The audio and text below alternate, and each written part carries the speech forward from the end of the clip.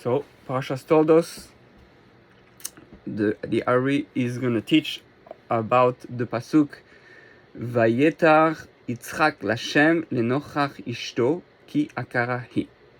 Yitzchak entreated God opposite his wife because she was barren. So that's going to be interesting why sometimes women cannot give birth. And by the way, these two, this right and left, Sefer Likutei Torah and Sefer HaLikutim, is two different.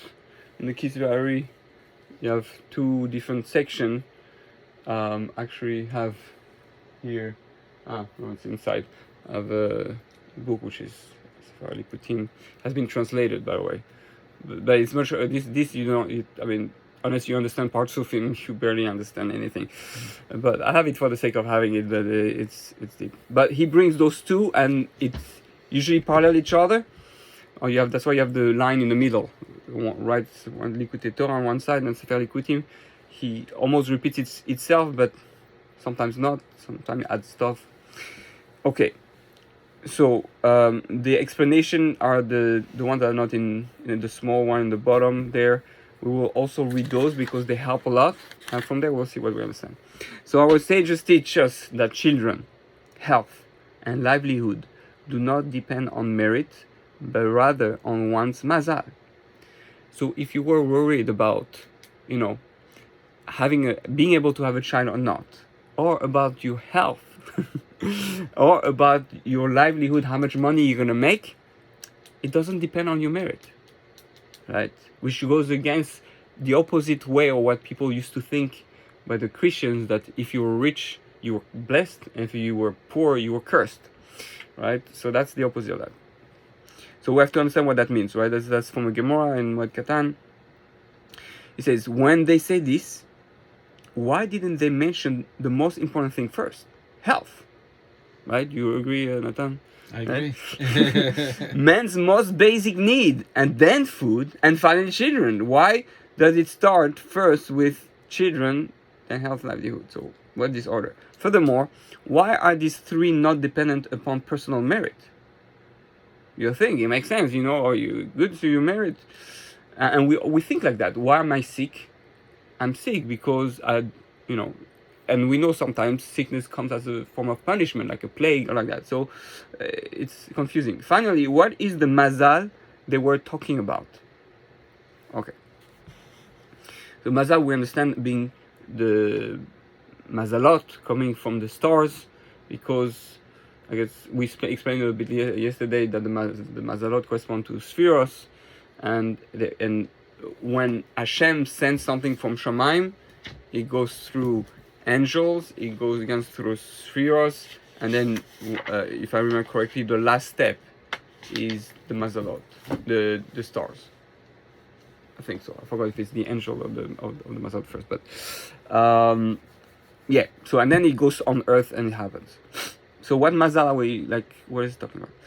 The explanation is, when God's infinite light descends, it becomes manifest in Atika, that is in Arech Anpin. You're familiar with the order of the parts of him, right? You're familiar with it? I am. Familiar? So it's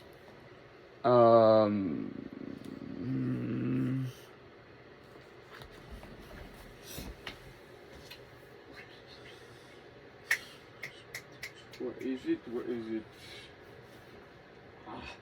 Just when you need it, it's not here. Actually I have it printed in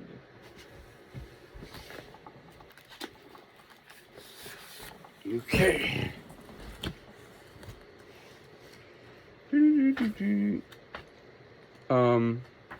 Did I explain simply what parts of him was last time, or I forgot? Very quickly, maybe. If you did, you probably touched on it, very, very quickly. We would focus more on the Sefirot, but not on how they interact and, how they... Yeah, we just spoke about Zer Anpin and Nukve, but we didn't speak about Atika but so Atika, Kadisha, and all that refers to the upper one. But I'm gonna show you a better representation. I mean, a better order, so it's easier to.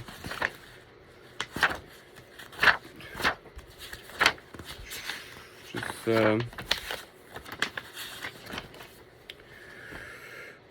No, it's not in this one. But remember, we have Atika, or Arkan Pin, so that's the old diocese. I call it the grandfather, so to speak. So the most removed, the closest place to Hashem, the spheres that are closest to Hashem. No.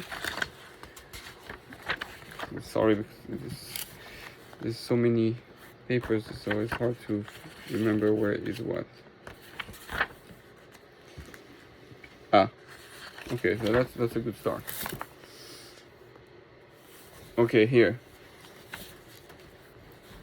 Where is it? Okay. So you have, right, the Yud K Vav K and the tip Kut Social Yud. Right, the Kut Shel Yud is all based on that, right? The system, you have Kut Shel Yud, then the Yud, then the Hey, the Vav, and the Hey. The Kut Shel Yud, it corresponds to Keser, which is Atik Yomin Archan Pin. Okay? The difference between the two, I'm not so familiar with. Then you have Yud, which is Abba, then Hey, it's Ima.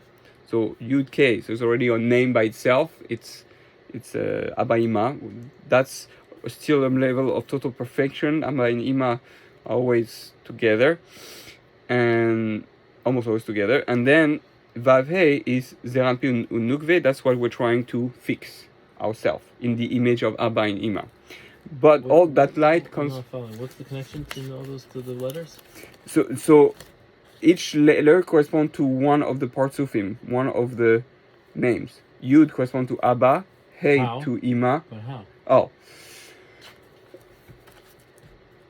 Yud is acting as Abba, meaning it's like you say the energy, the light, your seed, right, is the Yud. The Yud is the seed. It contains all the information, all the energy necessary to create a child. How? The Yud? The Yud represents, the Yud represents the seed. energy to the Right, seed. but on a spiritual level. Meaning God, But how? imagine God takes his light and makes a seed out of it. Okay, but how do we see in Yud? Why does Yud represent that more than any other letter? Well, one, because it's a point. It's the point of potential, right? Like every seed has millions, billions of sperm, of seed, of potential possibilities. It's like Yud is the point. It corresponds. It's like the quantum world. It corresponds to also to the how to say.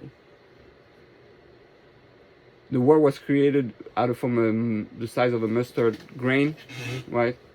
So everything expanded from that. It's like the Big Bang. So it's shortness. What? The smallness of the Yud is what's meaningful. Yes.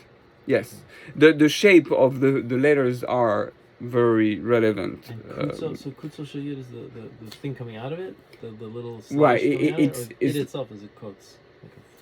Right. No. It is the top of the Yud itself. Oh, that's that the is the potential. cut. The top, the little thing. So it's like the root of it. Keser. So that's what we're talking about when we speak about Keser. Is like before there was Abba Ima. So it's the potential before everything. We call Or and Sof, the light, the potential quantum world, so to speak. Then comes Abba Ima. So Abba is actually the seed with all the information, ready. Yud is already 10. It represents 10. So the Yud it's already 10 spheres, so to speak. That's where you have all the information of the cells of your body in that cell, in the seed. Everything's there. Then Hey is Ima already. Hey is like a Daled, right? And holding the Yud. There's a Dalet and a Yud. So it's the vessel that can receive that information. That's understanding. You have chokhmah, corresponding to Abba, which is the wisdom, and Bina is taking that information and being able to contain it and make something out of it.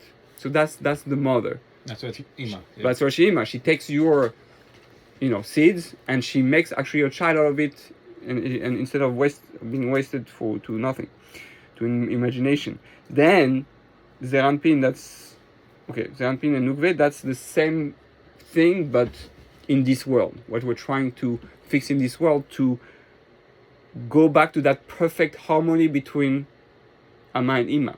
A child and a daughter look at the parents and try to be like them. We look at how Hashem created the world in harmony. So you have the Hashem and the world and nature, and we're supposed to look at it and see how that relationship is supposed to function, based on history, based on animals, based on nature, based on everything. So for now, again, I won't be able to go deep into. I have the books too that explain, but I can't go too deep into it because I don't understand it fully. But those are the 5. So each one corresponds to 10 spheros, right? Each one of the 5, and what was the 5?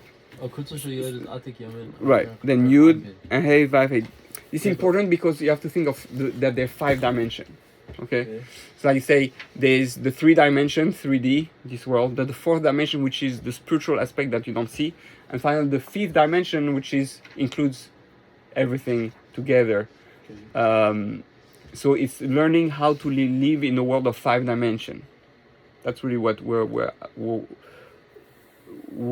this kind of charts and names and all that represents, to try to understand those 5 dimensions.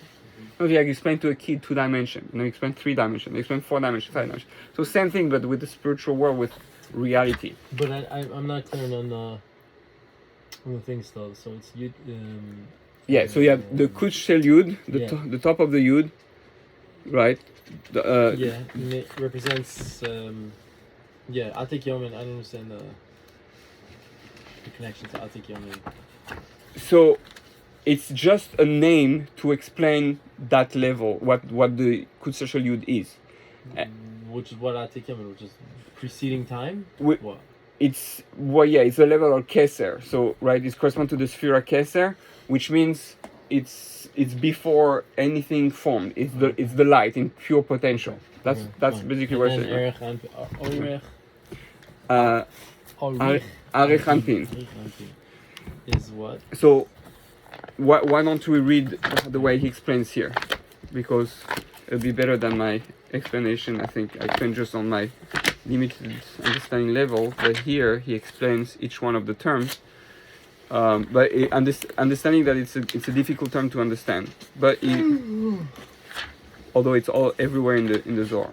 Okay. Atik Yomin. So you have Atik Yomin and Arich Anpin. So Atik Yomin, he explained the Ancient of Days, part 2 that expresses the inner dimension of Keter. So okay, that helps. So he says see part 2. Oh, so I don't have that. No, that's the part that you don't have. I don't have that. Oh, okay, so we have it here. Okay, so let's try. It's not very long. So he explains what a Partsuf is, but I don't. Beyond that, you'll have to look deeper into the different. It's a great book, by the way. Shema Emunim. That's an intro to Kabbalah, recognized by all the great rabbis, and it's just what's published this year. So if you want a real, just this year, right? Wow. Just this year. So it's a very unique printing. Otherwise, I think I said last time this one, but this one has. He goes through. Yeah. It was written this year or was translated this year? No, it was written. It was printed this year for the first time from that rabbi. It was never printed before, as far as I know. Oh, well, when was it written? When did he write? Oh, it was written. I think it was not the Israeli. No, from Toldos Aaron. No. That's not that. It's the original. I think I forgot, it's 300 or 400 years ago. Oh, 300 or 400 years ago. And it wasn't. The book itself, the meaning the manuscript. Yeah. Yeah, it it's wasn't old. printed until now. It wasn't printed and translated. Oh. Translated. Printed, it was probably rewritten. Or printed in Hebrew probably first or something. Yeah. Because I don't this. No, it exists printed in Hebrew. I'm saying in English. Yeah, sorry. Blah, blah, blah. Okay, I forgot. Oh, thanks. Four after, yeah. Thank you. All that. So one will be. Oh, Yeah, that's so first cool. published in. Okay. Oh, Something to do with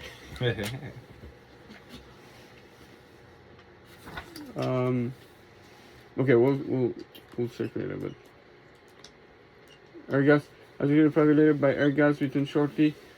Was that the week 1730? So in the time of the Ramchal. Okay. So that's how it is. When I was born. What? Yeah, before before. I was Yeah. Even me. Parts of form or face. Okay, complete configuration of all the spherot. It's like you go into the cells of the spherot. The system of Parsufim is what characterizes the world of Tikkun, meaning dealing with a world that needs to be fixed.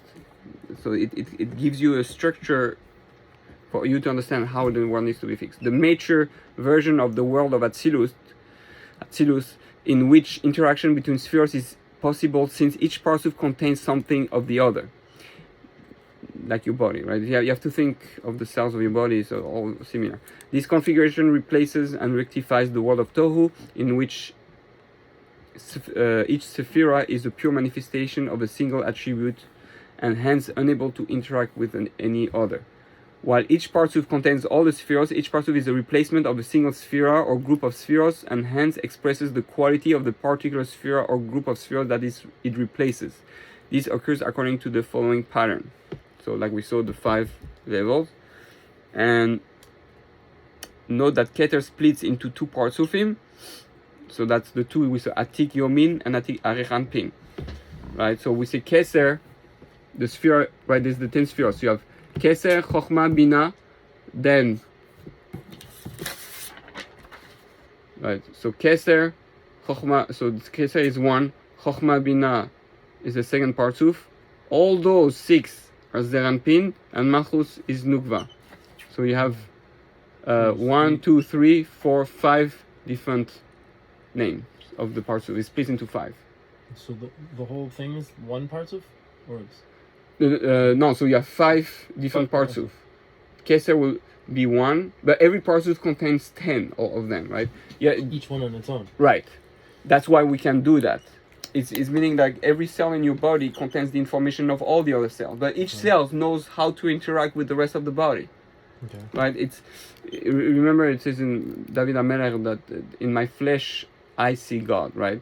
In my like through my body, because your body, you're B'Tselem Elokim, you're made in the image of God. That's why you can understand, we have a glimpse of understanding what it means, the spheres and the structure and the system and how our body corresponds to the 10 spheres. Because you're an imprint of the secret of the world. The more you study yourself, the more you study your biological system, your psychological system, your emotional system, the more you understand how the spheres work. Even on the spheres level, the top corresponds to the mind, the thoughts, these correspond to emotions, and these correspond to the physical, the instinct. So, right, it's all layers and layers. We speak on the secular way, scientific way.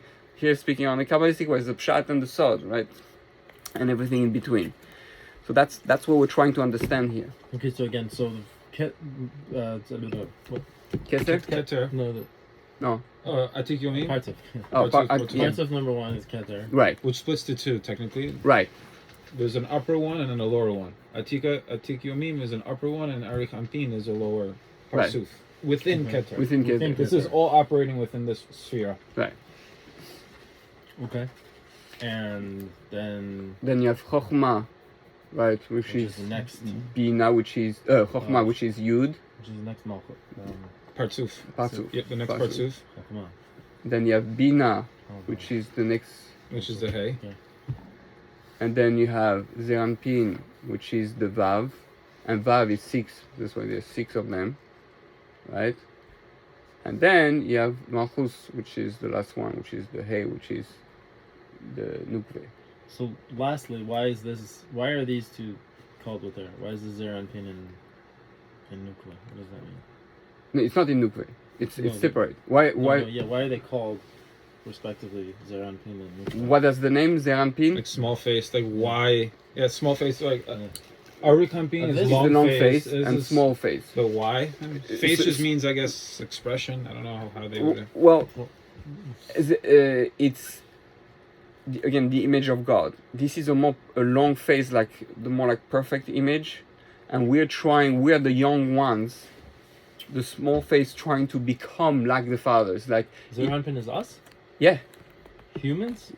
You well, mean? it's our level where we can function. It's like that's the world of Tikkun, where she says that we can operate in that world. We can do something about it.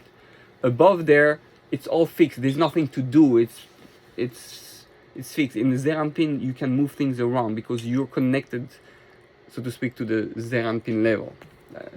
I don't know exactly how to explain in better words, but it's the level that we have access at, that we can influence, if I can say so.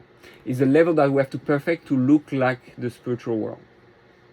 It's like, oh, you have the painter, he has the professional painting, and you come with your small painting and try to do the same painting as the big painting.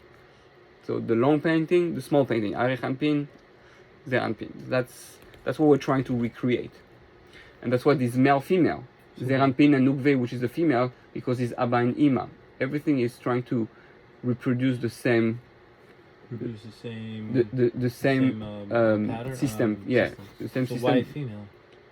Because everything, male and female. Yeah, because everything has to be Yud K is male, female. Right. Vav is male, and Hey is female. No, but why is this Nukva female? Because the Hey and Hey are both female. Well, why does it correspond to this more than that? Why does it end in Nukva? Because the Nukve is the vessel. The Yud, the male, is the potential, but always ends up with a vessel, which is the end that can contain the light. It's all light and vessel at the end, right? The giver and the receiver. Mm-hmm. Okay. So why is the mouth the? Get the words straight. Why are you going to get stuck in this word? The Partsuf. Parsuf. Why is the Partsuf? So why is this correspond to Zeranpin? Because the main function of Zeranpin is to take all the different emotional spheros, right, and that take all the parts of the light that has split up. Right? Imagine the light comes and then it's spread out. Right. So you have to take all those parts and bring them all together and send it to Malchus. So why is it emotional? Because it should also be mental or intellectual. Well, your emotions are going to be dependent on your mental. If you use your mental to act like Abba and Ima, you will have emotions that are balanced and be able to function in a way that you'll be able to connect everything and give it to Malchus. Right? It's like, if I learn to understand who my wife is, like how beautiful she is, how nice she is, how whatever she does, then my emotions are going to start being activated in a positive, balanced way, and I'm going to want to give her all my love, all my attention, all my emotions. Then I'm ready to unite with her in the proper way. And that's the tikkun. What? That's done through emotions. Yeah. The main tikkun is emotion. I mean, you see how the world is messed up today? It's right. No, I understand why the main driving force is always emotion, more than brain. But you're right. It's rooted in the brain. Your emotions are a consequence of the way you think. I thought the opposite. No. I mean, what makes you love someone or not? Emotions. Well, the emotion is the love itself. But what brings you to actually love or not the person?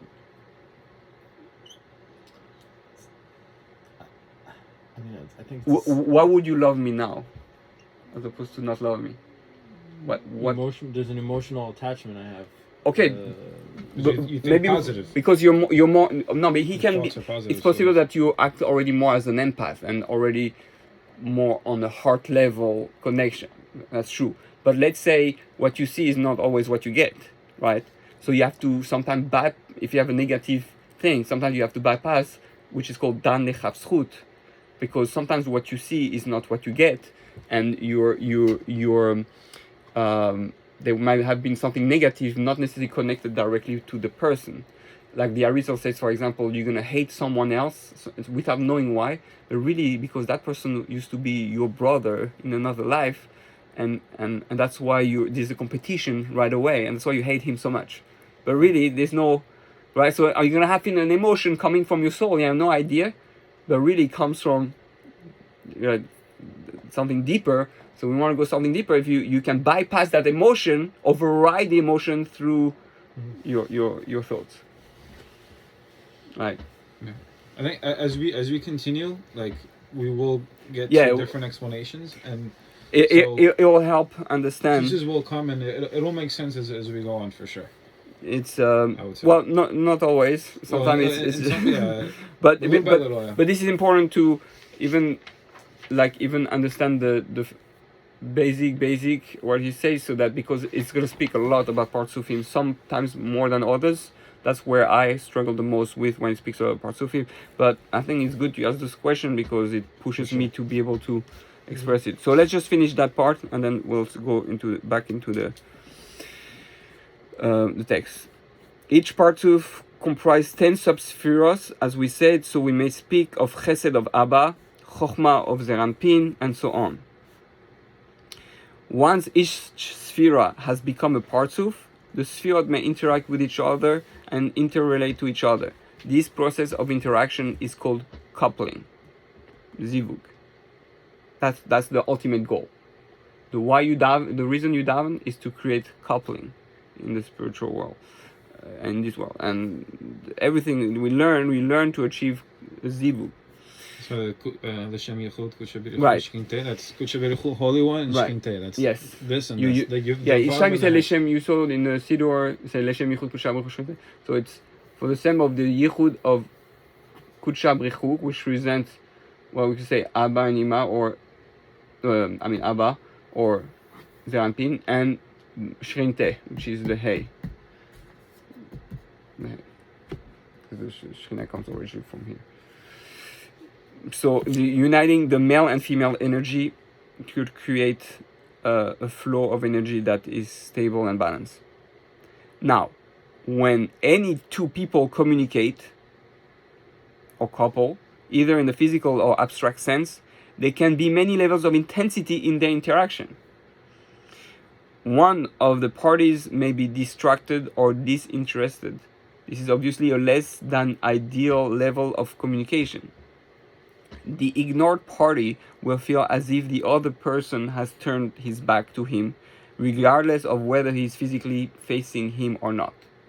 Right? That's back to back, face to face. Adam and Chava were back to back. They needed to meet face to face, so God had to split them in half. Right? So we have to understand what I mean. Meaning, there was no yet complete unity on the lower level. Oh, he said it. Okay, that's good. That means I'm thinking like, thus in the imagery of Kabbalah, when two parts of him couple, they are said to be either face to face, but face to back, back to face, or back to back. Okay. I was going to say this is why they're, when it speaks in Kabbalah about making love, different positions, it has to do with that, where the ones that are advised not to do or advised to do. It's back according to that. The initial state is that of being back to back, since the orientation of youth is self-centeredness. Other people, meaning back to back, I don't care about you, I'm looking here and you're looking there. Right? They say in a couple when there's only one that loves and gives, it's like face to back. It's like it only goes one direction. But face to face, when both love each other. In this case, they're both selfish. In this Back to back, yeah, they're both selfish. Right, in a right. way. Correct. It's actually physically possible for animals. Oh, right, yeah, that's true. That's I've true. There's seen for dogs right. They right back-to-back. back to back, right? Yeah, which shows you. Caleb is most also, right? That's a good point. Right. Really? That- I didn't know. Yeah. They have, and not just the dogs. It's Disturbing to this see, all, too. right. They have other animals that also. Yeah? Yeah. I I forgot what. But it is other. Yeah.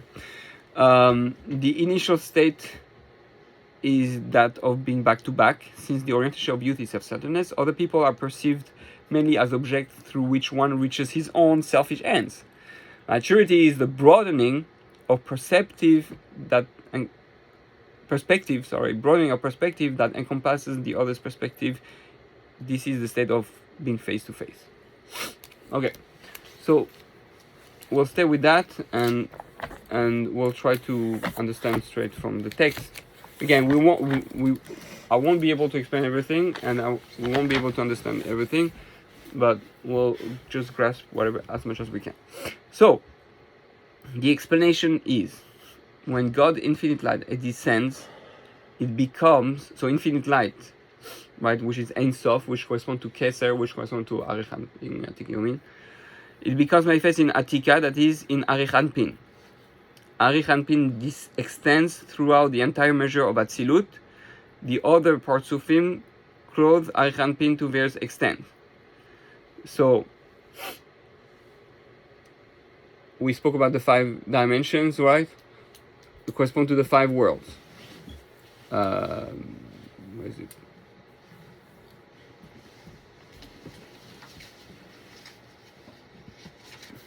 Or here. You have Adam Kadmon with the original man, which is the perfect, the world in its perfection, so to speak.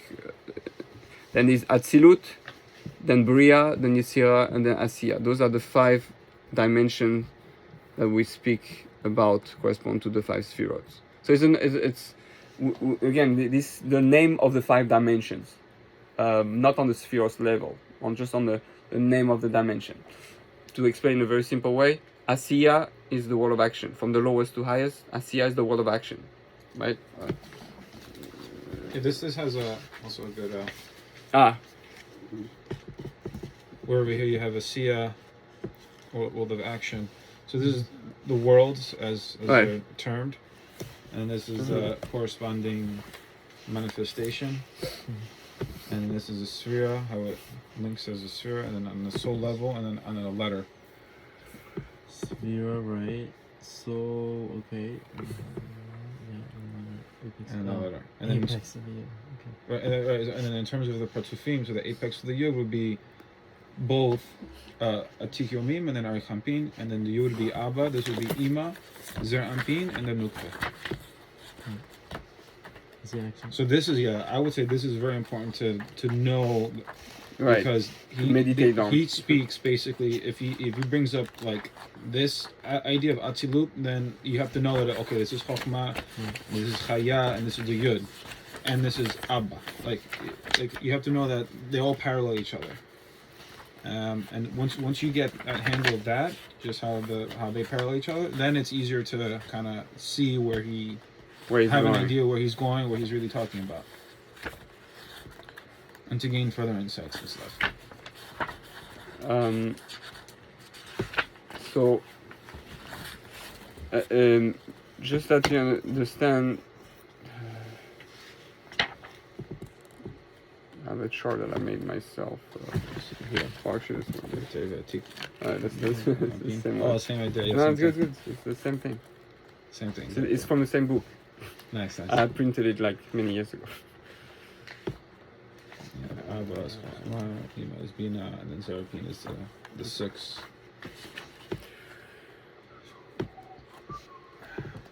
And then sometimes, like when he references Tiferet, he technically Tiferet is like the middle one, but he can use it as a reference to all of them together because Tiferet is like the main one. It's the central one. If you see here, you have these 6 here. Tiferet is like the midpoint, which kind of like Yesod, which it has all of them mixed together, but in many contexts, Tiferet is representative of Zeranpin. So that's just different ways to categorize them too, and things like that. So, right. So just that you get a basic sense of those 5 dimensions, how they come all the time, right? So we spoke about the 5 things. So you have the 5 levels of the soul. That's why you have 5 levels of the soul. Nefesh, Ruach, Neshama, Chaya, Yechida. That is why you have 5 elements. Earth, water, air, fire, and in Kabbalah they explain there's that substance that makes everything. The Hayel, it's Nefesh HaChaim speaks about it, and which is not really physical. What is it?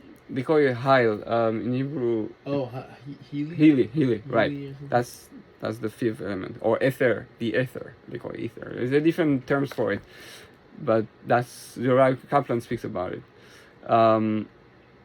That's the substance that makes everything come into being, right? So that's the 5th one that's correspond to Wednesday. But that's why you have those 4 elements and this, and then you have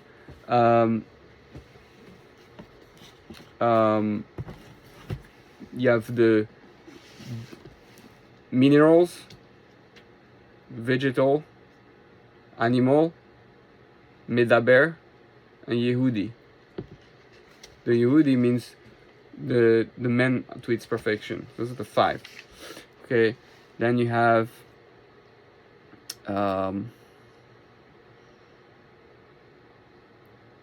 Remez, Drash, and Sod, and Razin de Razin, secret of the secret. 5 levels. Okay, you're gonna find those 5 levels all the time. It keeps coming up in every aspect. Well, so most of the time he's gonna speak about 4. So you have the 4 major colors. You have the 4 galus. You have the 4 imaot. You have 4 levels of expression: action, speech, thought, and nothingness, subconscious. You have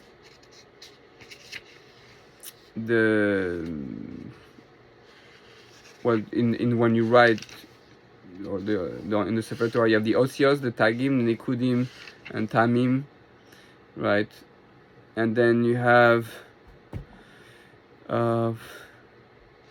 this is much more, but all this is all connected to one same thing.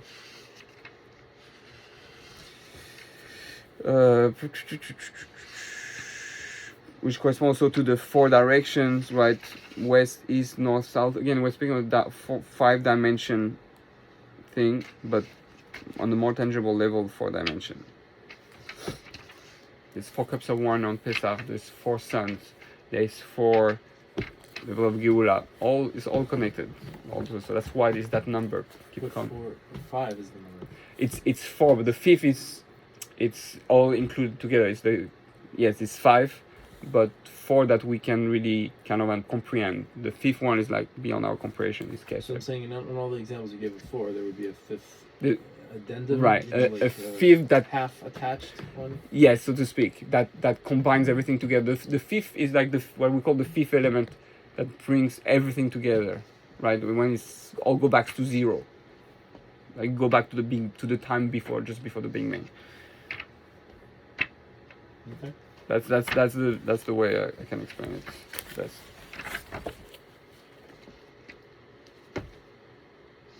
Right. So you're gonna see those levels. That's the only way you can understand davening. By the way, davening is based on that.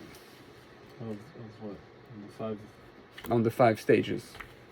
You have brachos and korbanot, psuke de zimra, shema and his blessing, shmone esrei, and then the 5th is what have after shmone esrei, kriyas Torah or halel or vidui, tachanun.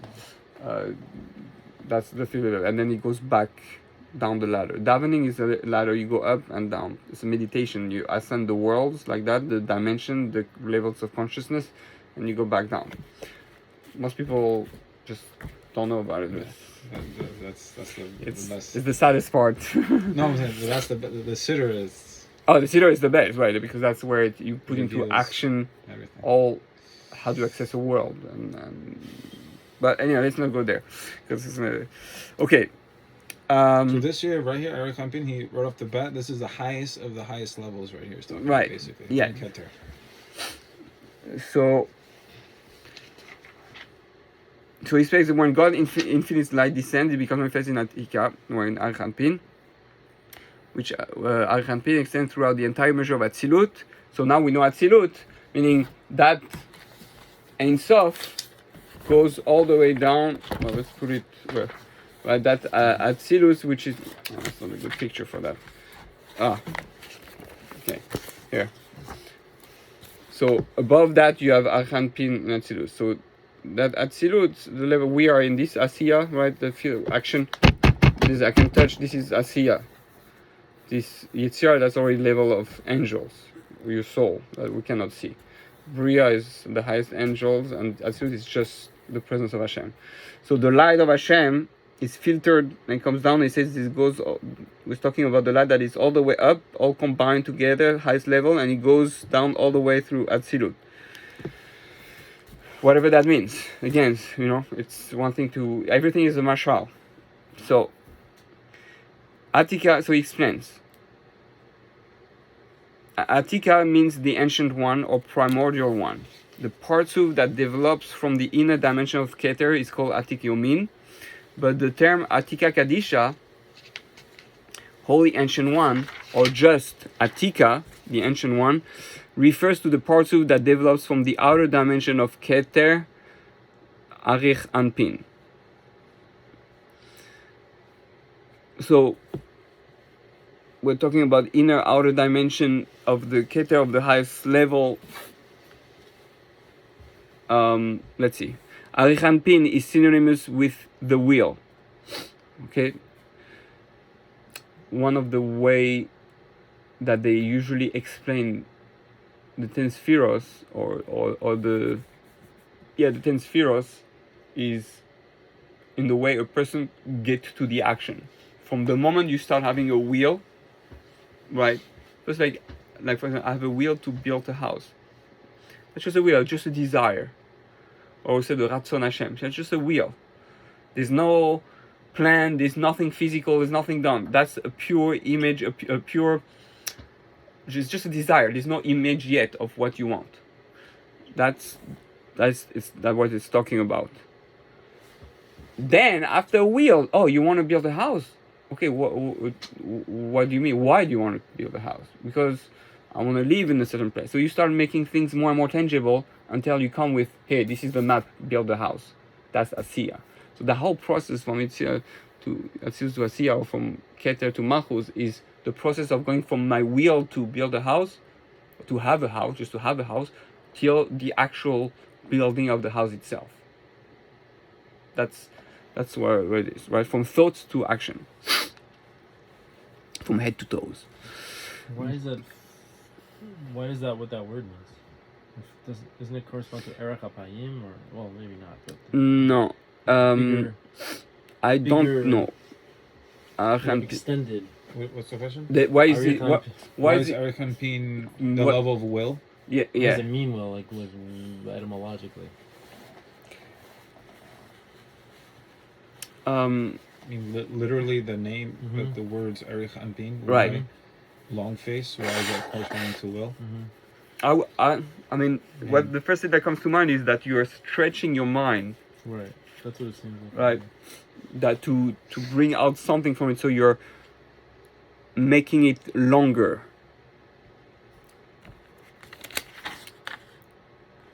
Because if I understand correctly, the connection that is mochin the gadlut, when you're explaining this part, is connected to that. But the idea is, I think that's why, maybe one of the reasons.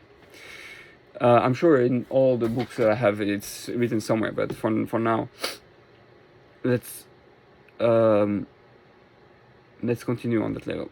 God's will to manifest at any particular level is what is responsible for the existence of that level of revelation. That world. So,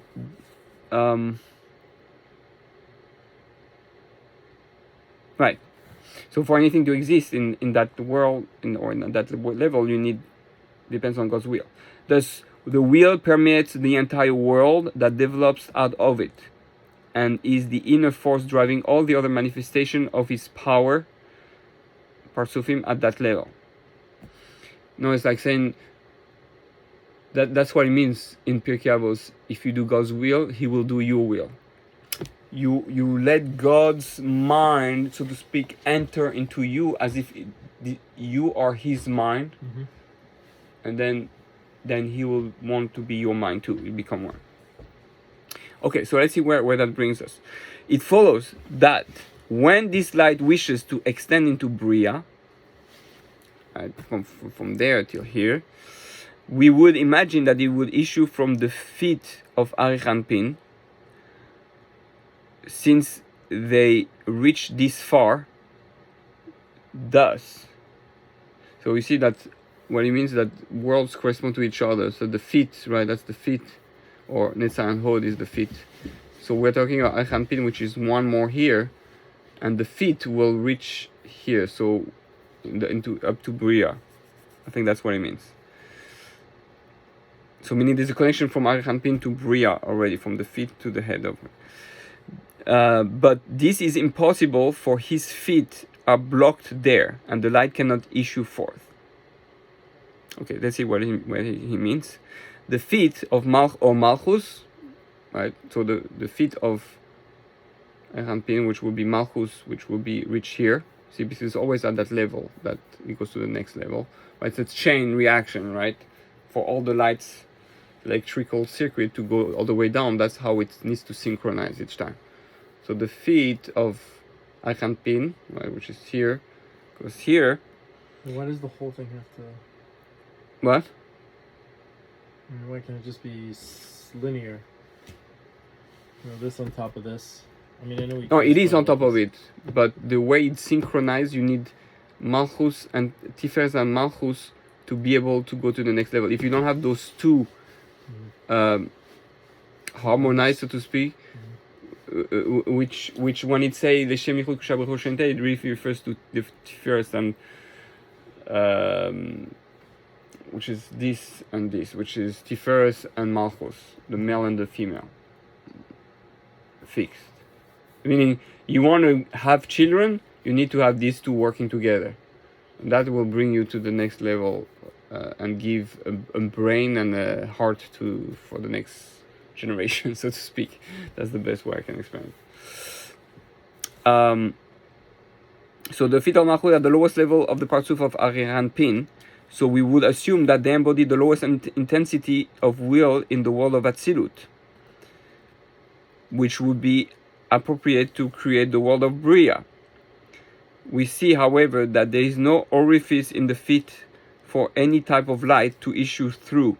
This is basically because the feet, existing as they do at the lowest level, must be insulated in order to prevent any unwanted flow of divine light to the powers of evil. So what he's saying is that the light of Arichampin cannot transmit from the feet directly up down to Bria. It only, I guess, goes up in Atzilut, because that light cannot be, if too much light was coming out from the feet, right? If there was a hole, so to speak, in the feet, it will enable the forces of negativity to grab it, and God didn't want that. So it's a light that is pure and untouchable. Like we say, God was hiding the organus so that the evil cannot use it. So that's what he's saying at this point. Okay. Again, on the practical level, I don't know how much we'll be able to explain. We'll see some things are going to be much more tangible than others.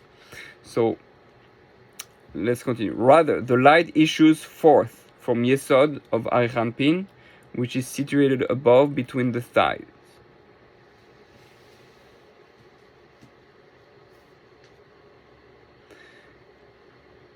Okay, so Yesod from Arichanpin, which is above between the thighs, which is the thighs.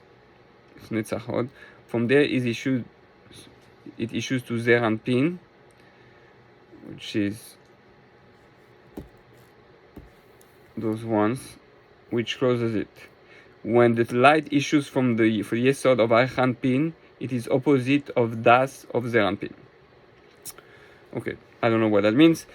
Let's see what his explanation. The light that issues from Arichanpin, in order to eventually create the next world, that of Bria, issues from its Yesod.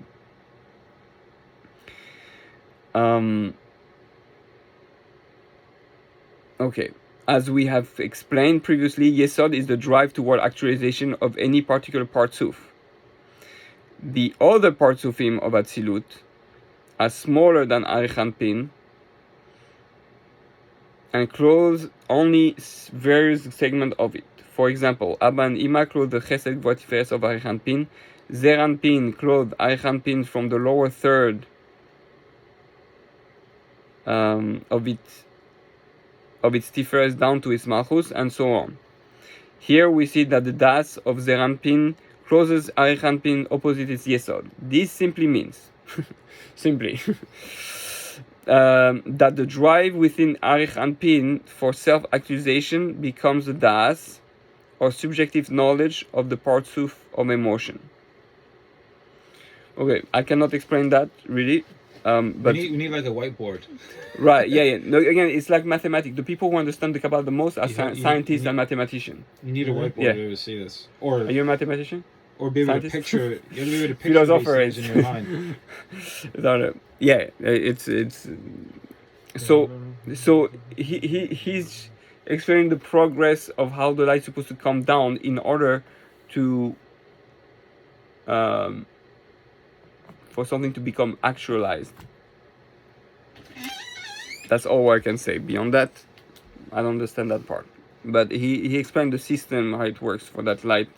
I get confused always between the parts of him and the spheros. When it becomes like that, it's very confusing. So I cannot give a mashal better than what he's giving.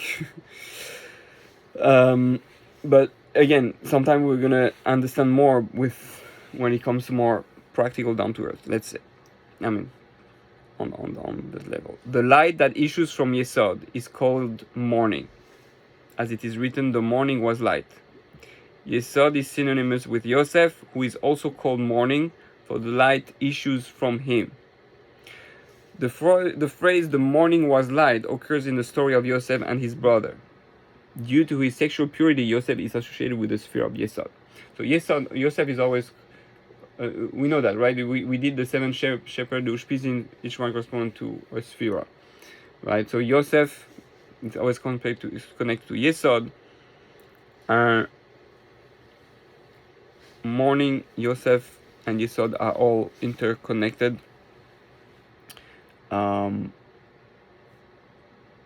Okay.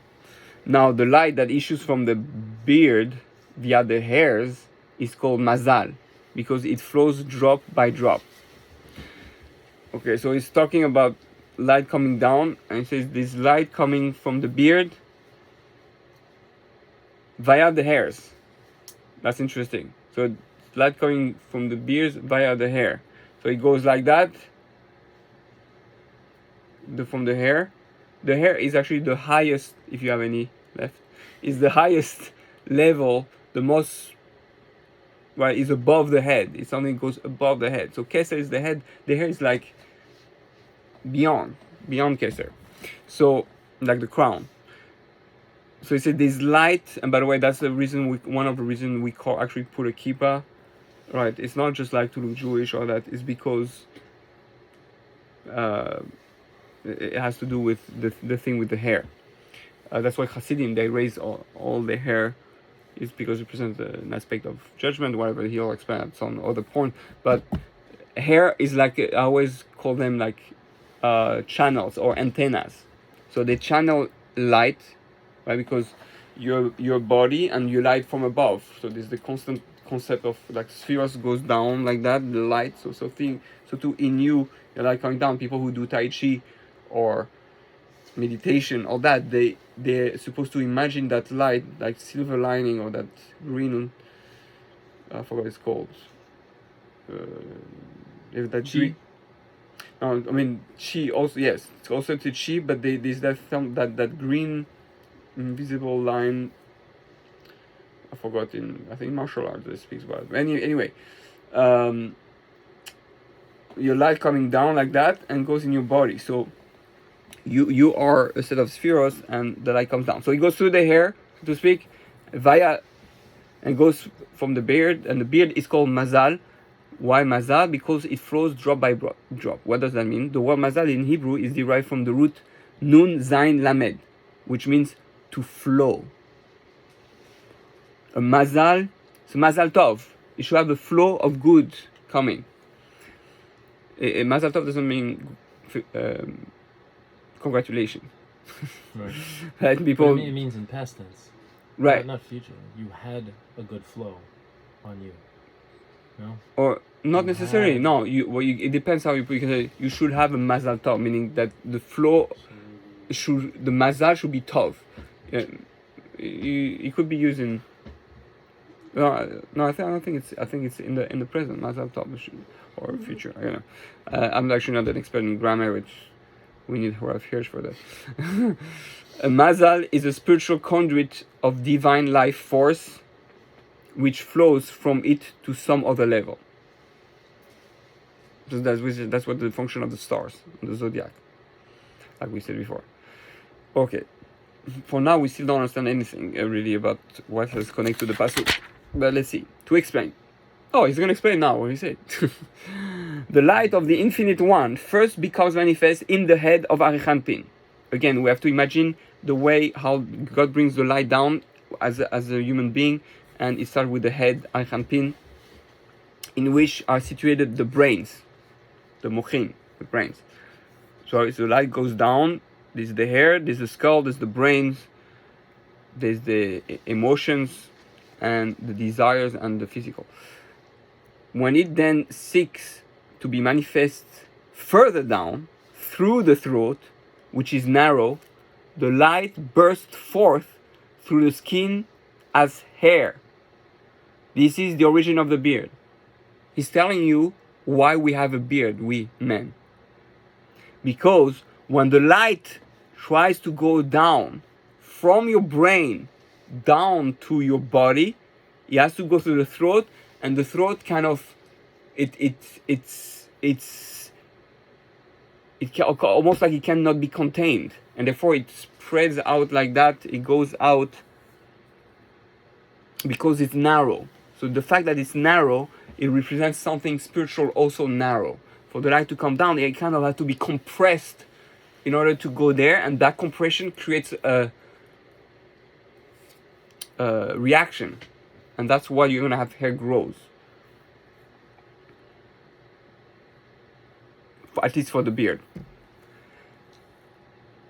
Okay, so the Why doesn't it just go? Why does it go to the throat?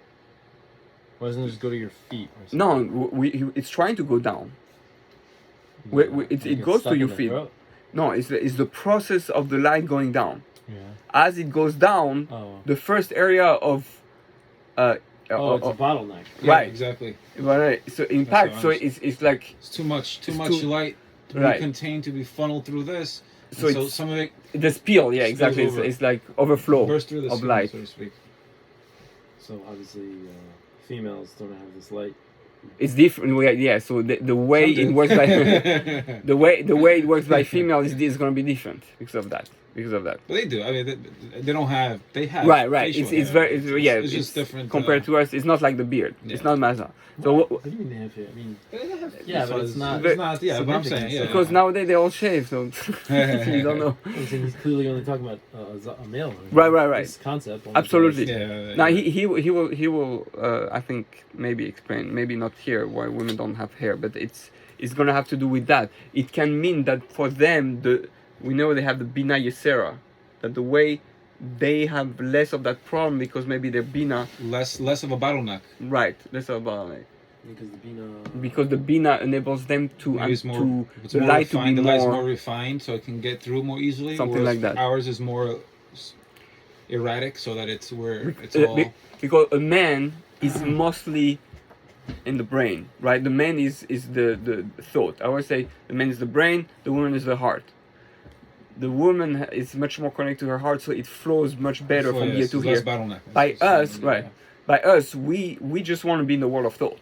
So if we could, we wouldn't get married. We'll just think and imagine all day, and world of fantasy. That's why much more men, watch porn and have fantasies and imagination and fantasy, right? So that's all from men. And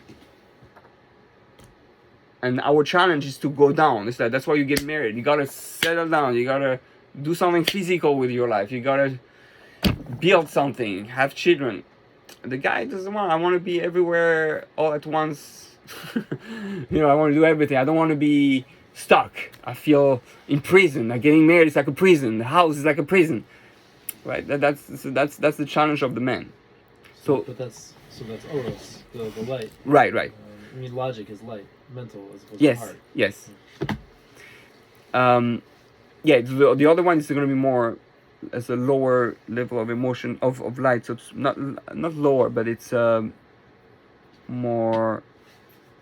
less brain light. I don't know how to explain. It's more emotional light. Yeah. The transformation of divine. I'm saying the light of the infinite one is typically. Okay. I thought it had to do with thoughts more. Maybe okay. No. Yeah, thoughts. Oh no! As opposed to emotions. Right. Oh okay. Yeah. I was speaking of just the women. It's more the transformation of divine consciousness. So he's trying to explain the transformation of divine consciousness from the mental to the emotional state is a drastic change and involves a tzimtzum, or contraction of the light. This is the spiritual mechanics behind the anatomical phenomenon of the neck being such a narrow connection between the head and the torso. Let's remember. No. Right? Okay. Right there, yep. This is Pesach. This is Egypt. Right? Meitzar is narrow, right? So this is Egypt, and this is the neck. Ha'oref is Paro. Is going out of Egypt, is going out, not being limited by the body and being able to connect to the head, right? The 3 mitzvahs correspond to the head.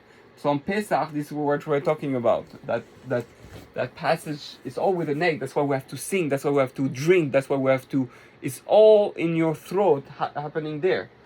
That's why we don't eat chametz. That's why we eat only non-chametz. That's why we have to sing Pesach, the mouth that speaks. It all has to do with here. Because if you can let the light flow there, then you're free, so to speak. Despite this contraction, the light descending from the mental faculties is still too intense to be completely funneled through the passageway of the neck, throat, and therefore the residual aspect of it exudes through the pores of the skin as the beard. Fantastic. It's almost poetic.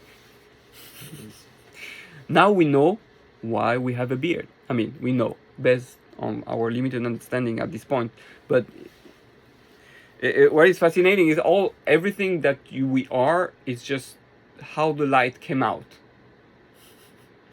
right? In terms of form, I was directed and it came out. It's all. And let's remember, E equal mc square.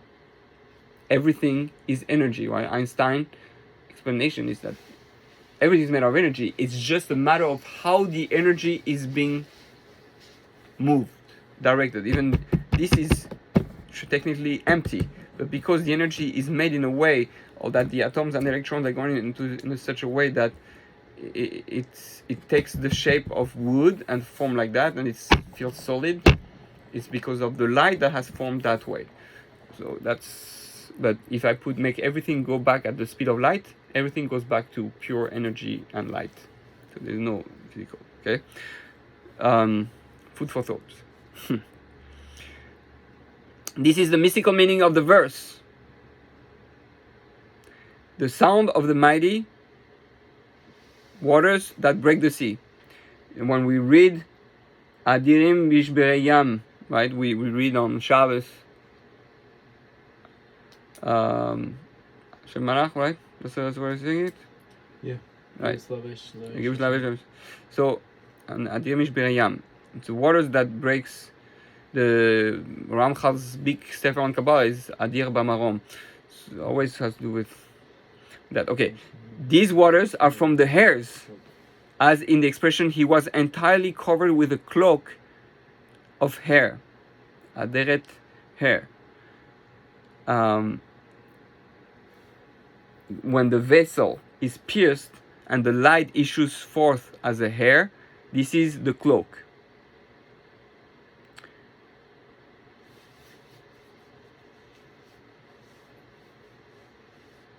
I mean, it's the same idea, right? Right. That the hair is the explosion of the inside, which covers the Right. Hair. This is the cloak. Right. Yes. The word adir carries both the meaning of mighty and that of a magnificent cloak or mantle as a symbol of royalty and power. And by the way, that's why we put the talit on top of our hair. The atara, which is ateret, which is the here is aderet, but it's connected. It's interesting, the similar word. That would be a very Rav, some sort of a Hirzatzel type of connection. Ateret. Mm-hmm. It has to do with the crown. Ateres bala is it's the crown of the husband. So that's, we cover our hair with an atara, with a crown, a cloak. And by the way, the talit is supposed to represent that light of yours, of your neshama, surrounding light, the or makif, and the strings of tzitzit is the light that. Oh, is the hair? Is the hair. The tzitzit is like tzitzit roshi also. The pasuk in Yecheskel says, "V'kacheni b'tzitzit roshi." Oh. Your hair is called tzitzit. I didn't even know that. That's excellent. That's beautiful. Thank you. Oh, that's beautiful. So yeah, so they have the hair, tzitzit, and remember, seach is sha'ach. The hair is the gate. The gates, your hair are gates because they are pipes for the light. The gates for the light to enter in. Sha'ach, seach. I'm wondering if it's the same. I'm just wondering if shin and sin is the same. There's like 5 parts of the mouth. Mitzapach,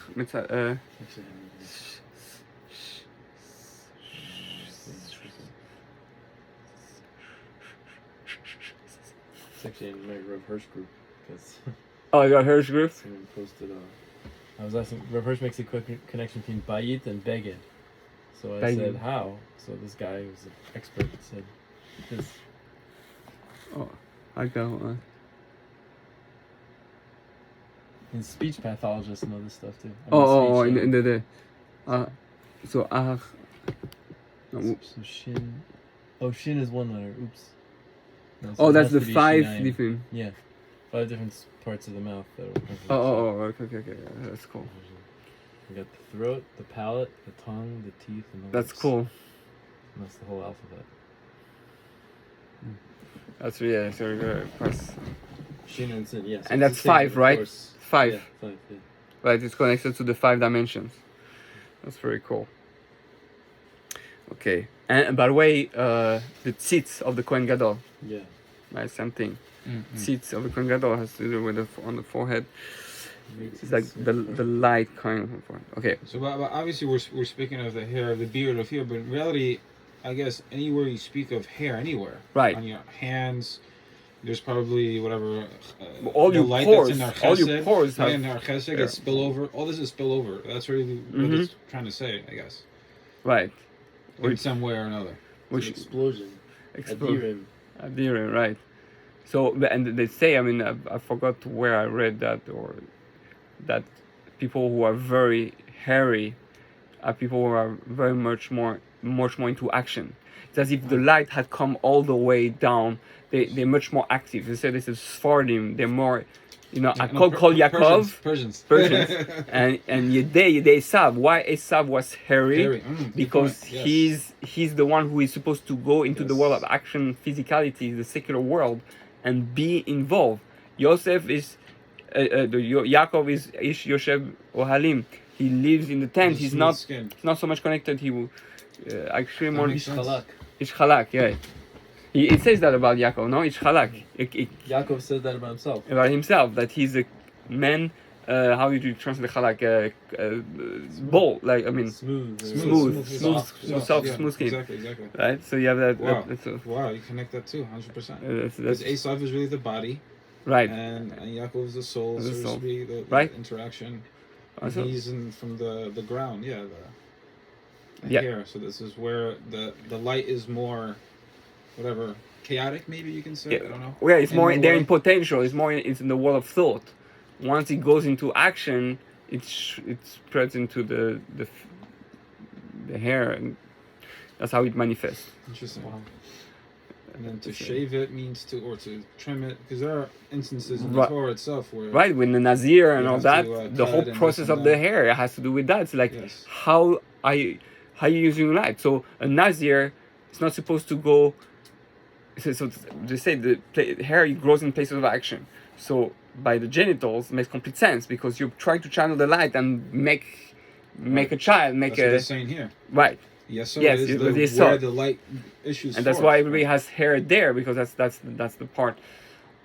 And then because under the arms and the legs, that's everyone. So there must be something there. I still don't understand why exactly there. It's I mean the arms by is hair because of action, but maybe because it's a place of transition from the torso, which is another major symptom. Right. Here. Yeah, so another symptom here. Symptom here. Because it goes from wide to narrow. 100%. And then you have some people hair all over here at back. Right, because that's people are going to be more Esav type of people are going to be more like that. All the Bukharim and Persian. Yes, for sure. Anyway. But, so what is the difference between the head, the neck, the beard hair?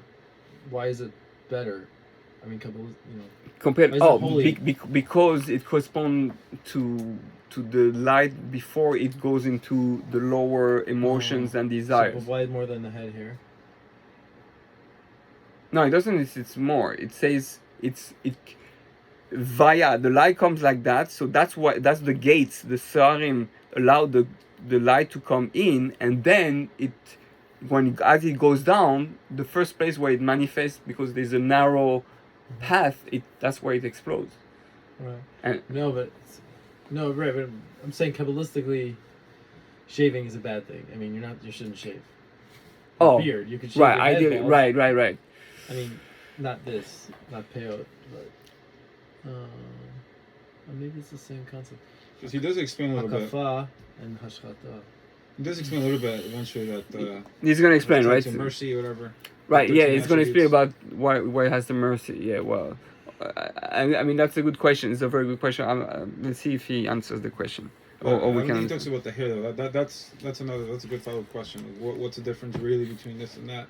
Why is this more judgment and in certain areas? Why this is din and this is rachamim? This is pure, like mercy somehow. There's some distinction. Well, because I tell you why. Who am I? But because the hair, the world was supposed to be created with din, so it started with a pure light, clean, no tzimtzum, no nothing. Okay. Once it goes into this world, where the body is this world, is about to enter this world, you cannot have a world without rachamim. It's not going to exist. The light is too pure. You cannot have a body. I like that. Right. So therefore, it needs. There's a spillover of rachamim, of light, that enables for the body to exist. So is it breaking the vessels up here, so to speak? Yeah. Because it's too much. Like shviras hakelim, it happens here, because once it goes lower than the head, lower than the mouth, basically. Baruch she'amar v'haya olam. It's interesting. I mean, some people it goes here, but Baruch She'amar v'haya ha'olam, right? It's the world is created on that level, so to speak, on level of saying. Yeah, and then that's where the light, when it goes lower, that's where it starts being creating, and so it spreads from here, and it enables a world of Rachamim to exist, for us to be able to be there. So that's. Yeah, I mean, that makes sense. Huh? No, but I'm saying on a simple level that the cramping, the traffic jam happens right over here. Right. So this is where the spillover mainly happens, more than that on the top. Yes. And yeah, and but according to the Kabbalist, a woman should never cut her hair. That's the worst thing she can do. Really? Yes, and so it's the whole thing. It's Hasidim, a lot of them do that, and according to Kabbalah, absolutely not. No, because shave completely. I know. It's according to Kabbalah, it's not supposed to do that. Again, this things get changed. So women shouldn't cut their hair. Like we shouldn't cut our beard. Cut their beard. Yeah, because there's a reason. Like I don't create everything. She's supposed to cover her hair because she's supposed to channel that. It's interesting, but I mean, it's interesting when you see. So you have the story of Shimshon with long hair. Yeah, it gave him a tremendous bodily power, right, to have his hair. It's like he lets all the light come down to his body, and then because he goes down, he has tremendous strength. And then when she cut his hair, exactly, lose the power. And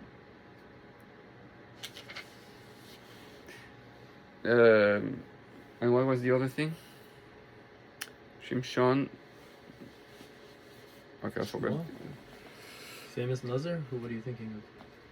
Yeah, I forgot what I had two things coming in my mind, but the first thing was that. Okay, maybe it was with the Nazir. So the Nazir is cutting the hair, and you're not letting any light.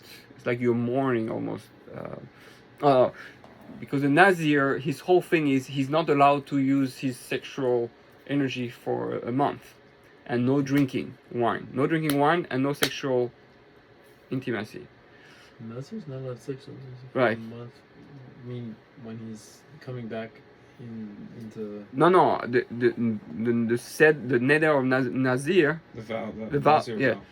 It is no tashmish and no grape, anything made out of grape. Those are the two things. And yes, and after. I just never knew that my whole life. Yeah, because we know that's why the seder of Nazir comes after the seder of Sota, because in the Torah you have Nazir because you have seen something, so now it's a sign that you were not meant to see something, that you have to work on yourself. So yeah. How long do you generally plan on going? Oh, I don't have the time, but usually it's an hour. But yeah, it's like we're gonna. I'm just very tired, so I'm gonna. Yeah. Much longer, I might have to leave, but. No, I understand. Again, it's deep stuff. So I don't want to do too much at a time. Obviously, we want. I don't need to. No. No, again, it's wow, yeah, it's just meant to be continued. Let's do just a drop more, and then we stop. I also cannot do till too long. Okay. So let's continue to drop more, and then after we can always continue a bit on our own. Okay, here is like the letter Vav. Okay, because Vav is a stick. The Vav, and that's why Vav represents the male organ, because everything that's a straight line represents male energy. The Yesod is a Vav. The male organ. The pipe, anything, right? That's how you make something go from one place to another. And the hair, same thing. Is a Vav, and the light within it is like the letter Yud. So we said, you remember at the beginning you asked the Yud. Yud is a light, it's the potential, which depicts the point of light within it. The form of the letter Vav represents an elongated channel similar to a hair. The form of the letter Yud symbolizes the particle of light that issues via the hair. Right? the beard of Arichanpin extends down to its navel, which is opposite the head of Zeranpin, which has to do with the tefillin. You know, people have long thing of tefillin, but they don't know it's halachically is the navel and the sexual organ. That's the two places where it's supposed to go down, and it represents that. But most people don't know it has to do with that. So somehow they always make it longer than that. I never. Oh, it shouldn't be longer. I mean, I thought it's at least until there. Yeah, but you don't need longer. You need till there because that's where the light's supposed to be. So technically, I would think everybody should have it like that. Maybe there's an Indian, to make it longer because you want to bring even lower down. I don't know. The navel is basically what, belly button. Right? Yeah, belly button, and then the navel demarcates the division of the torso into its upper 2/3 and its lower third. The topmost part of the head of Zeranpin closes Arichanpin from this point, the lower third of Tiferes of Arichanpin.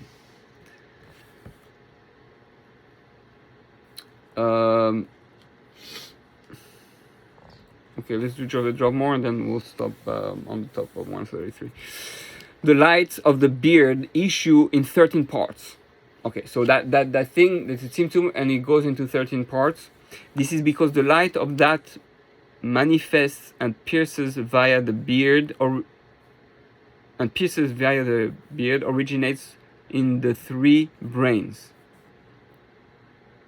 So this is going to explain after. These states of mentality are three names Havaya, which together possess 12 letters. So the three names of Yud K Vav K, which correspond to the three brains, which is a total of 12 letters. So these together with the 13th level that encompasses them all. So there's always a 12, and there's always, all the 12 become 13, right? We had 12 middle brachos in Shmon Esrei, it became 13. We had 12 Shvatim, then one Shvatim was split in two, Ephraim and Menashe, it became 13. We had the 12th month, and then you have the 13th month. Whatever, it's that because 12 is meant to, you have 12 is the cube, and 13 is what's in the cube. It's the whole, the cube as a whole, right? 13 means echad, so it's all one. It's interesting. You have in echad is aleph, the one, and then you have ches dalet, that is 8 and 4, so 12 and the one. Okay, whatever. That's just maybe a hint in it. This together with the 13th level that encompasses them all are 13 states of rectification. Therefore, all these 13 states are channeled through the beard of this male. Each of the three brains or mentalities, Chokhmah Bina Das. Okay, it's the three brains. Chokhmah Bina Das, right? Kete Chokhmah Bina or Chokhmah Bina Das is the same thing. Okay, same thing. It's because Das is Kete on the more tangible way. Arichanpin is considered a male partsuf, and there is no corresponding female partsuf that shares its mental states.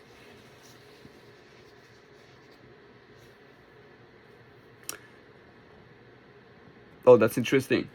At level here, there's no female.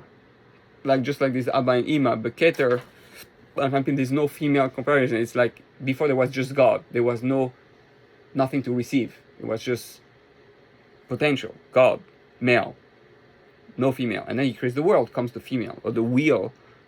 The vessel after, yeah. Right. Right. Even the wheel, there was no female, but it had the wheel to have a female, so to speak. Then starts Chokhmah Bina, whatever. Okay, so Arichanpin,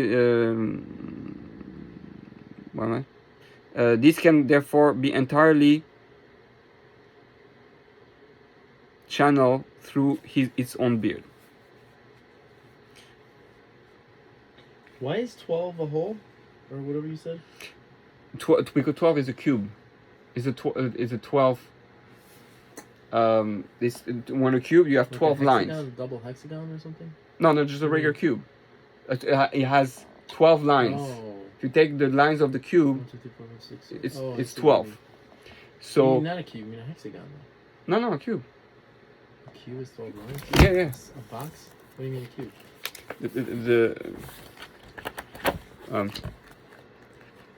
Check on your phone the 12 lines of the cube. 2-dimensional? No, 3-dimensional. Oh. 3-dimensional. I don't have. You have 1, 2, 3, 4, 5, 6, 7, 8, 9, 10, 11, 12. Oh. So that's the cube, and then the 13th is the cube itself, the whole as a whole, or in between, or the what's inside the cube. So that's it's the dimension, it's the 3-dimension coming into life. So it's almost as to say, the reason you have 12 and 13, and the reason it's going to Rachamim is this what allows existence, 3D, to exist, to come into a hologram, our world. That's why it's connected. To allow this hologram to exist in 3D, you need those 13 channels. But below, there are only 9 parts of the beard of Zeir Anpin. For above in Arich Anpin, there is no feminine principle. The 3 final letter Hey in the 3 names Havaya are for the female. And what is left of the male is the 3 letters Yud, Hey, Vav in each name. This is why there are 9 parts of the beard of Zeir Anpin and 13 parts of the beard of Arich Anpin. So he's taking the name Hashem and say this Yud Ke Vav Ke, and the first Yud Ke Vav, it just correspond to male energy. Only the last Hey, so we have 3 Hey of the 3 names of Hashem. The last Hey, that's the real female part, and that's why it's gonna be split into the 13 letters are going to be split between 9 and 3. It's going to be 9 and 3 because of that, because one is more male and female. So when the 3 names Havaya in the 3 brains of Arich Anpin descend into its torso, there is no feminine principle to absorb the residual light from the final haze of these names that pierces through the skin of the jaw and neck. Therefore, meaning there's no vessel to contain it. So that's why this is like you need a woman is like almost zera levatala. There's nothing to receive it, so it spills. Therefore, all this light can be manifest as a beard. When the similar process occurs in Zeir Anpin, however, there is the partsuf of Nukva to absorb the feminine, because we're in a lower level and more already in Zeir Anpin's lower level, so more in this world, it's female. This feminine energy from these letters. Thus, there are only 9 letters left to manifest in the beard. There is no kolel here, as there is in Arich Anpin, since the full array is not present. Now, crystal clear, right? Okay, let's read that one last sentence. Of these 13 parts of the beard of Arich Anpin, 2 are referred to as Mazal, in that divine beneficence flows downward through them. These are the attributes of storing kindness and acquit, which when we say notzer avon notzer chesed lalafim, right, and venake, notzer chesed and venake are 2 correspond to 2 of the 13 attributes, and that's why he's saying that. That's why these the 2 parts.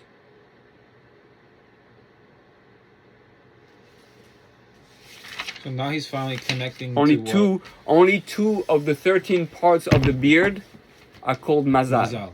And that light corresponds to those 2 of the 13 attributes, and that's what he was referring to the mazalot In the beginning. that you cannot. Everything depends on one's mazal. So depending on how you have your beard, that's how you're gonna have children. And so this is what gets confusing here in the chart, because this is the storing kindness mazal corresponds to the upper layer of the beard. I don't know what that is. This is number 8. Storing kindness corresponds to the upper layer of the beard. And then 13 and the quits corresponds to the lower layer of the beard. I don't know exactly how would you, I mean, upper layer, is that like this part here? I don't know, upper, and the lower would be like the lower, like literally to the ends. I think so. I think here and here, upper and lower. That's what I think. But so he says it. It will be noted that the two 18th layer are the upper and lower layer of the beard proper, as opposed to all the others part of the beard in this table. These two extend downward. So this and this goes down. But they kind of all extend downward, though, everything. I don't know if he means downward physically, or if downward just maybe. I don't know. Good question. I mean, yeah. So like sideburns, mustache. It's all technically coming down. So definitely has to be something else. I wonder how this corresponds to the halachic. Halachically, really, there's 5 points, I think, that you're not allowed to shave, right? But we don't know. Right. Yeah, it's connected to that. Points. No, I mean there's 13 points, but yeah, there are 5 that. No, I thought there was 13 points that you cannot touch actually in halacha. I think this is 5 peos.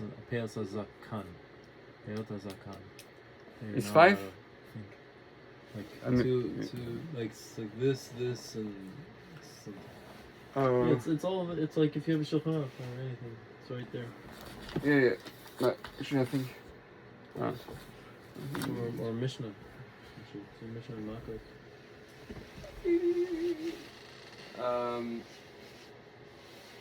Is in Arich Orach Chaim?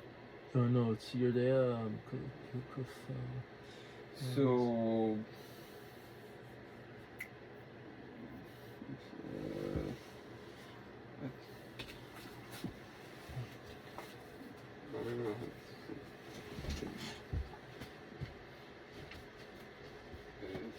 Or you can get around on. Do you know where in Chagiat HaChazaka it is? Yeah. Which one? This is I think it's in Chuk.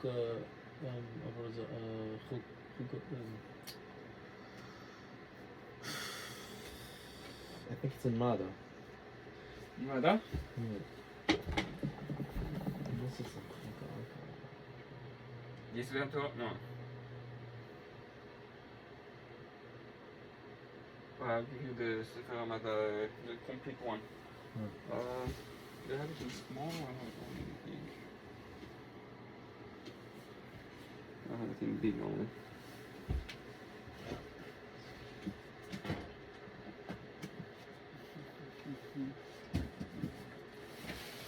It's something just about the beer. Wait.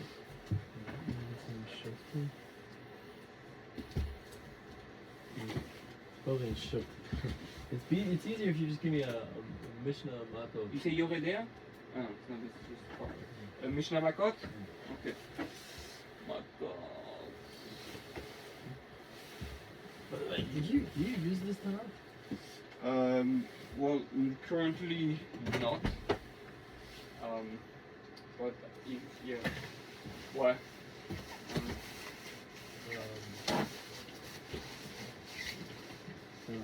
It's just, no, I love that. I love those. Oh, I love the Quran Tanakh, and I love the big ones. It's so cool. Yeah, and I'm a big fan of a big thing. Oh, I had another right here. Whatever. Yeah. I had to think just about halachos of the beard. Let me see if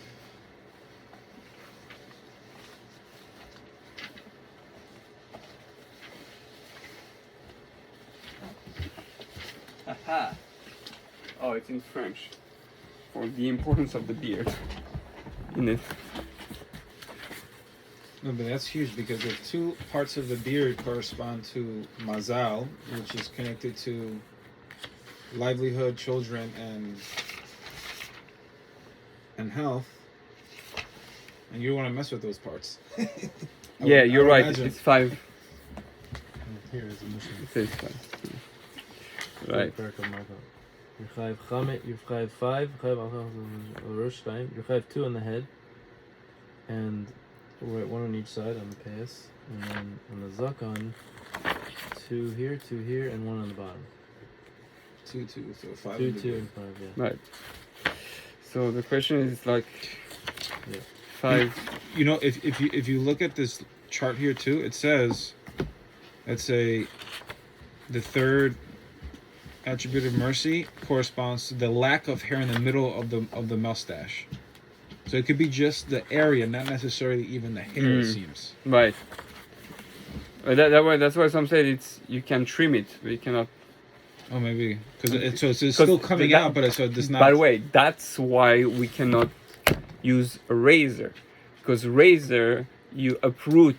The problem is you uprooted the thing, and you're preventing from the light to flow. As opposed to trimming, you're not removing the gate, so to speak, the light. So that makes sense. And does he explain? Do you have an explanation why hakafa can't be On the payout? head? Do what? Do you have an explanation why you can't? Why it is? But what? Well, actually, I think he doesn't speak about it, but it has to do with the. This is more rachamim. This part corresponds to rachamim also, and this is judgment.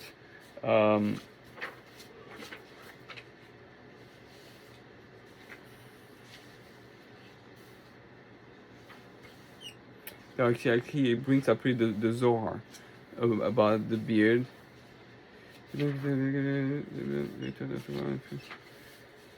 So, okay. So according to this ways, even you should not, because you're kind of showing short the wrist. Yeah, that the vessel and receptacle of that light, for which it goes through, and it enables.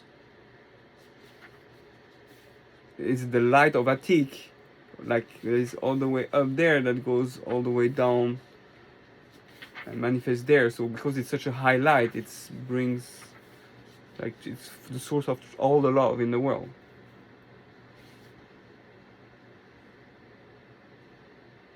And bring 5 divine attributes of Rachamim.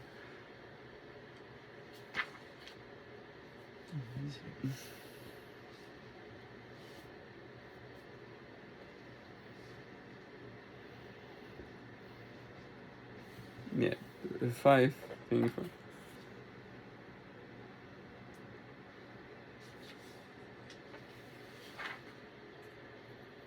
So according to the Mea Shearim, it says the reason why we're not allowed to take away the beard is because of the sign given by God to human species of the male,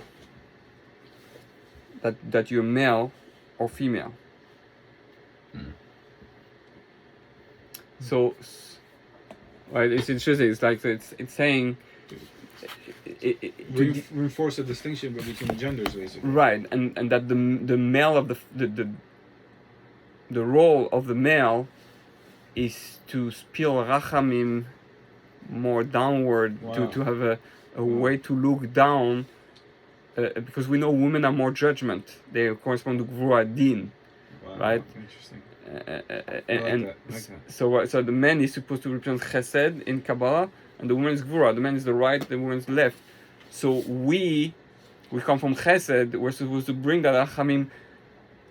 It's the child is supposed to get more Chesed from the man and the Gvura from the woman, which usually in the secular world they do the opposite. the woman is a soft one. Oh, mommy, I'm the father. And Judaism is the opposite. I mean, Kabbalah is the opposite. No, men should be chesed. So it's interesting that's so it's connected to that. It's connected to that.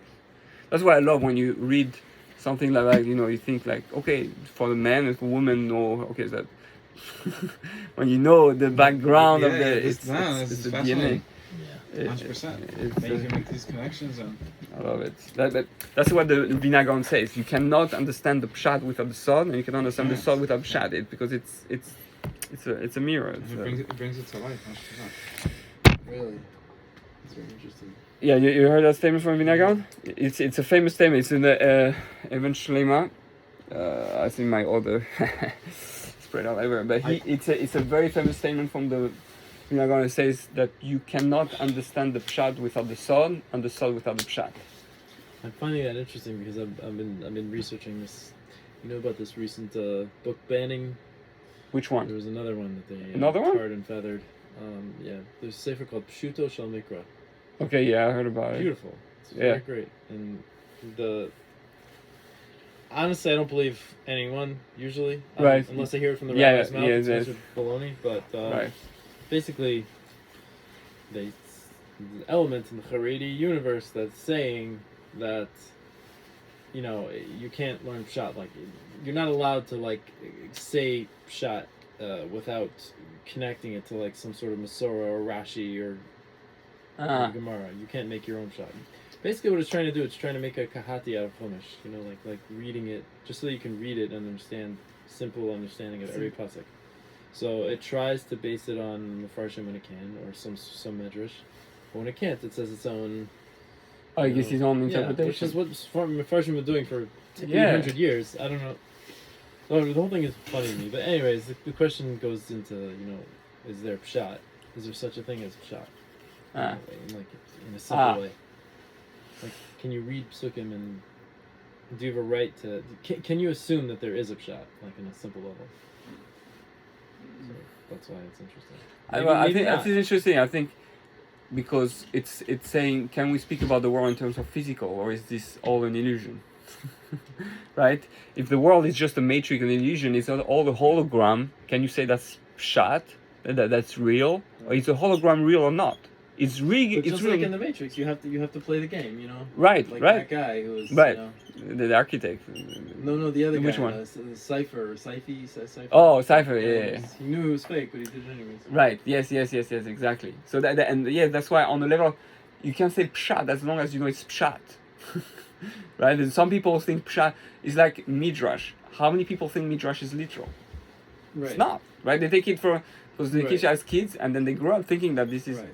So, but this goes into the Hirsch discussion too. That I was, because like we're basically, I understand the hesitance to learn Kabbalah for certain people because you could start swimming in this, and it takes the place of having Torah or Judaism be a very real life experience here on Earth. You stay in the male world. Okay. And you don't make any attention. So that's where Hirsch, he knew Zohar extensively. There's manuscripts. I'm sure, I have no doubt, no doubt. But he never, ever quotes him. That's interesting. Ever, not once. Because he people will panic. Yeah, that too. There's also like they had a Masorah because they were like post Shabsai Tzvi. And there was like a Masorah from Yaakov Hamden or one of those. Right. Never just to stay away from Zohar because it might lead to. Yeah, we said also. Yeah. So, but the point is, everything he says is he makes he goes a great lengths just to make everything here now real, logical. Right, makes sense. So my brother, who's very big into Kabbalah himself, he's like he thinks it's just silly. Not silly, just like he can't take it seriously because it's just so small. When he learns like let's say a Hirsch. Right. So it's so little, and it's like he wants to fly in the sky. And for me, I'm very interested in being here on Earth. Right. And relating to Torah in that way. Yeah, I changed a lot. At the beginning, I was very much like your brother, and then my Rebbe says, so what? Okay, those are great ideas, but until you actually, go to work, nothing's gonna, practical. So and that's how I am now. I'm very much into So I still love, I'm crazy about Kabbalah. That's my favorite subject. But I always go back to, okay, so what? Okay, you know that. So how is it going to change your life? And that's the challenge of male-female energy. Yeah. Right. But that's what they call the practical Kabbalah. Yeah. Practical. But it's a balance. Right. So I'm saying you keep them balancing, yeah. between both worlds. Let's have a shoe.